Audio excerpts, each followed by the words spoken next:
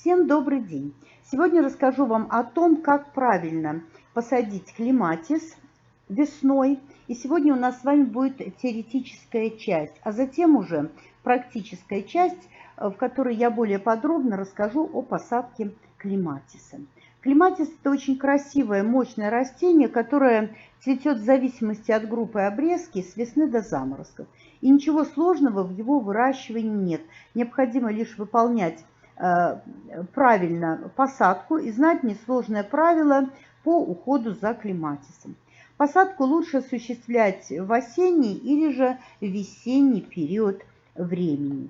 Если вы приобрели клематис, конечно же, вы должны обратить внимание на то, как он выглядит, полностью ли он соответствует, нет ли наличия повреждений, побегов на вашем клематисе и какую корневую систему он имеет. Дело в том, что при покупке клематиса в целлофановых пакетах корни у него могут быть очень сильно перегнуты. И поэтому вы должны здесь проследить за тем, чтобы они не были загнуты очень сильно, и обязательно их выпрямить. При посадке клематисов, которые находились в емкости в горшке, такую процедуру делать нет необходимости. Обязательно осматривайте свой клематис. Побеги на тех клематисах, которые я купила, очень длинные, поэтому я их прищипнула, укоротила, для того, чтобы мне удобно было их высаживать в грунт. Для того, чтобы подготовить лунку, она должна быть не менее 60 сантиметров по длине и по ширине. Я добавляю суперфосфат, хорошенько перемешиваю, приблизительно 2 столовые ложки. Добавляю золу и добавляю перегной. Весь этот субстрат я хорошенько перемешиваю для того, чтобы получить такую однородную массу. Перед посадкой обязательно в лунку кладу керамзит, потому что у нас очень близко подходят грунтовые воды. Присыпаю немножечко подготовленным почвогрунтом и устанавливаю растение. Клематис должен быть заглублен.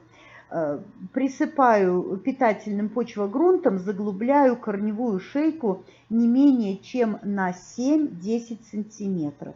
Желательно возле корневой шейки присыпать золой, что я, в общем-то, и делаю всегда.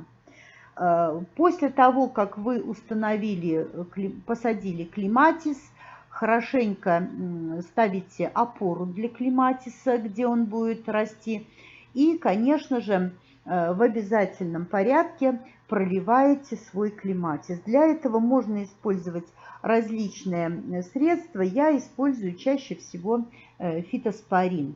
Никогда вы его не переборщите. Посмотрите, на схеме показано, как правильно и как неправильно посажен клематис. Еще раз напоминаю, корневая шейка должна быть заглублена. Клематис будет расти более пышным и давать большое количество побегов. Пролив фитоспорином, конечно же, вы должны позаботиться о том, чтобы замульчировать почву. Желательно это делать или же раскисленным торфом, но так как у нас земля достаточно кислая, все-таки я предпочитаю лучше использовать золу. Вокруг куста припудриваю золой и, конечно же, обязательно следить после этого за поливом, чтобы почва под клематисом не пересыхала. Вот такие несложные правила необходимо выполнять. Тем, кому видео было полезно, подписывайтесь на мой канал и жмите на колокольчик.